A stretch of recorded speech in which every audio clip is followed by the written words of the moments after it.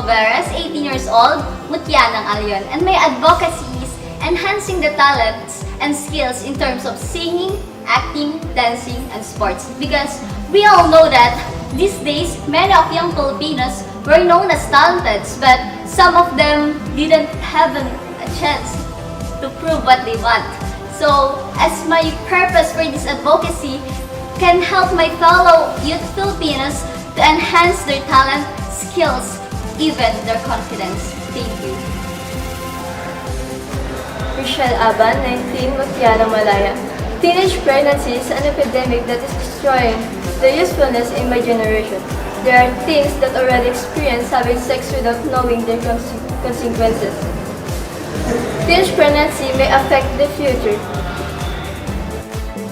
I'm Rochelle Espinosa, 18, Mutya ng Lucani, and my advocacy is educating people for marine preservation because marine species provide important ecosystem services such as food, medicine, and livelihood. Thank you.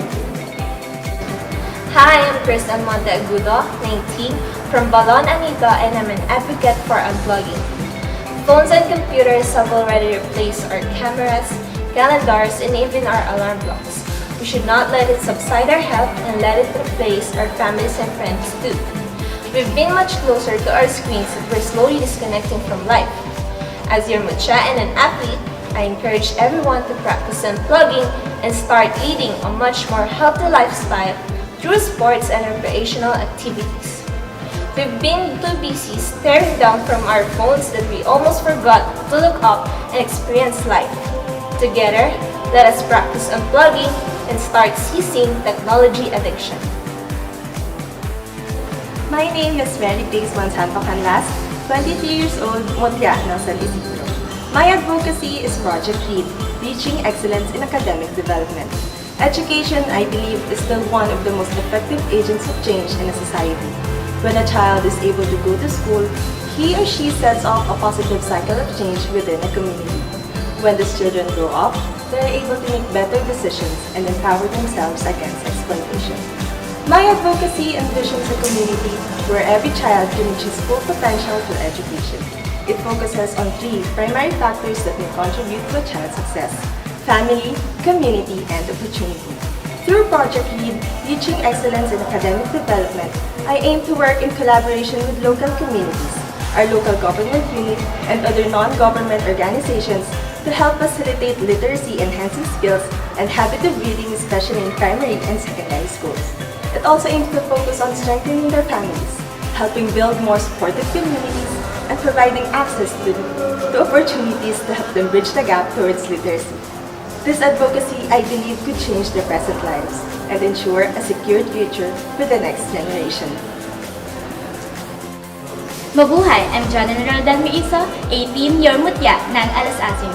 My advocacy is room for a comfort because as a youth who has been experienced breaking points, I am here to invigorate the youth to use their talent by exhibiting their vigorous strength and power. For I believe that every individual needs someone's ears and heads who can give them applause and appreciation because great things come from small steps. Empower and propel the youth. Hello Mariveles, this is Ariel Andrelyn May Hernandez Bustos, 22, Mutya ng Poblacion.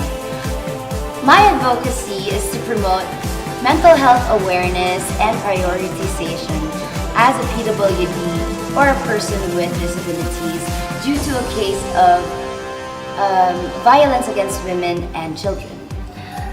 This is a personal goal for me because I suffer from a disorder called post-traumatic stress disorder, and the thing is, I truly want to help the communities recognize that people like me exist, are just as important, are just as beautiful, and are just as complexly human. I want to be good, I want to inspire others to be good, and I want them to inspire other people to be good as well. I want women to be able to know that they're at their most beautiful when they take care of their minds, their hearts, their souls, their bodies, and of course, most importantly, their communities. Hello Mariveles, my name is Angelica Neal, 19, representing the barangay where happiness and progress is within our hearts, Barangay Townside. Our municipality is known for being one of the most child-friendly town in our country. That's why my advocacy is for children. It's all about providing their necessities, ensuring their safety needs, and protecting their wellness. Because as Dr. Jose Rizal said, the youth is the hope of our body. Let's begin the hashtag Move It Forward. Hi, I'm Lorlene Joy Monroe, 17, from the humble barangay of San Carlos. Growing up near the public market, I always had the opportunity to witness not only the prosperous trade there, but also the street children that flock there. These children are close to my heart because they would soon be the hope of our nation. But what would the future look like if the hope of this nation stops in my generation? That is why my advocacy is to give these street children a chance to learn basic knowledge that other children at their age learn from school. I want to inspire my fellow youth in sharing their knowledge to those who need it the most.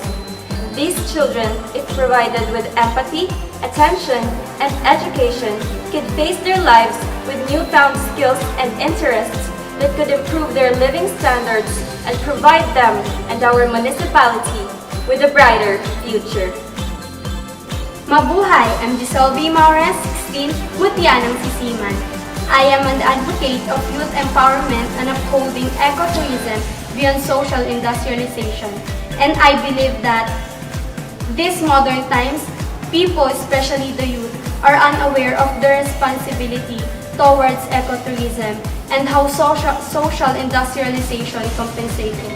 We should bear in mind that regardless of how progressive our municipality is, due to industrialization,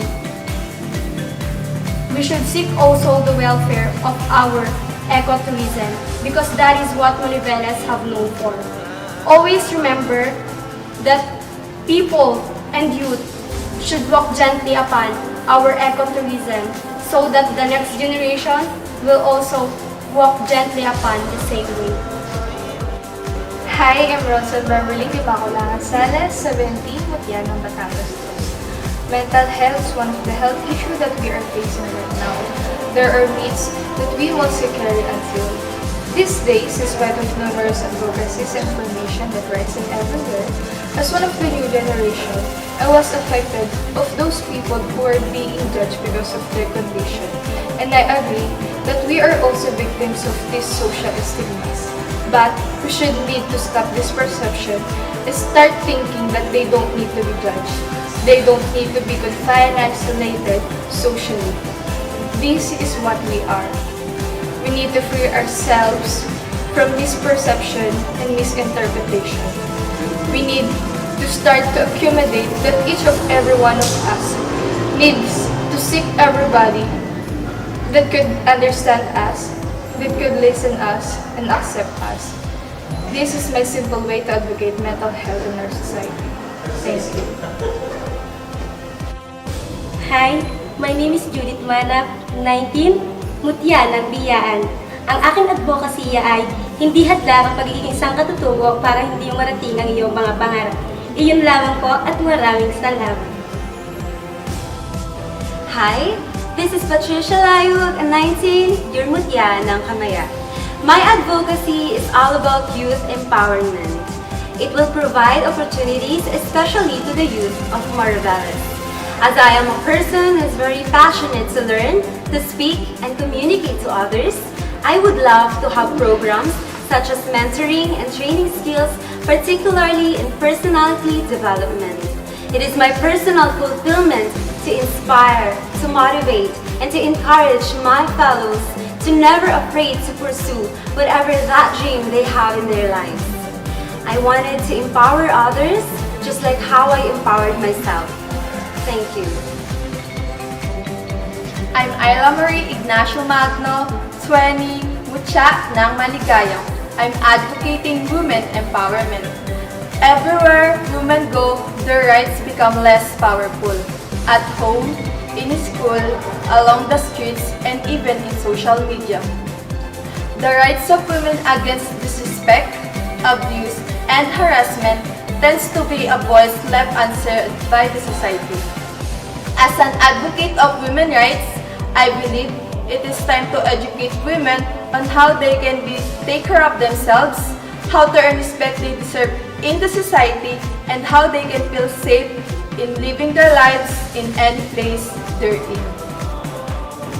A pleasant day, everyone. My name is Curlin Joy Almario, 17 years old, your Mutya ng IPAG. As an accountancy, business, and management student, my main advocacy is to influence everyone, especially the youth, to take themselves in a simple business. I believe that passion and hobbies of an adolescent like me can be a great source of personal income.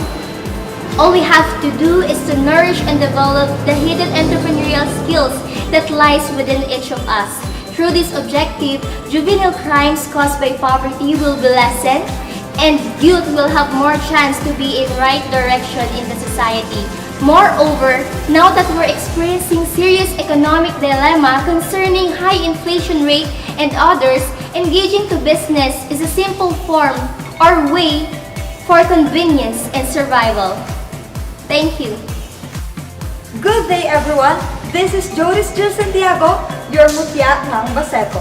My advocacy is FLY, or First Love Yourself Advocacy, wants to remind everyone, especially the youth of Mariveles, that we are all unique masterpieces crafted by the same Creator.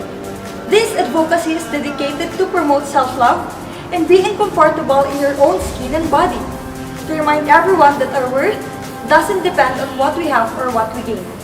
People who suffer from low self-esteem may often feel helpless, powerless, or even depressed.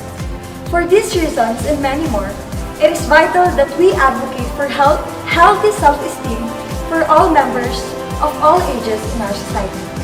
I would use my voice to encourage everyone to take a stand against society's narrow standards for beauty. It is important to remember that we are all uniquely beautiful, no matter what everyone tells us. Thank you. Camille Joy Fernandez Lopez, 23, Mutya ng Mountain View. My advocacy is saving the youth. I will stand not just for myself but for the youth of Mariveles. I will ask for a help to our local government and non-government organizations to build such facilities that can provide the needs of the youth. I will also ask the government of Bataan to give scholarship not just to those who have high grades but also to those who has nothing in life. If we can give them opportunities, they can be the soldiers of our community. They can protect the environment with enough knowledge knowing why they have to do that, and to lessen the number of youth who kill themselves because they cannot afford to go to school. If we can give them chances, if we can help them grow, I think na ang kabataan ay ang pag-asa ng bayan. Mabuhay! I am Sofia Yvonne Bagsik Bailon, 18, Mutya ng Kabkaben.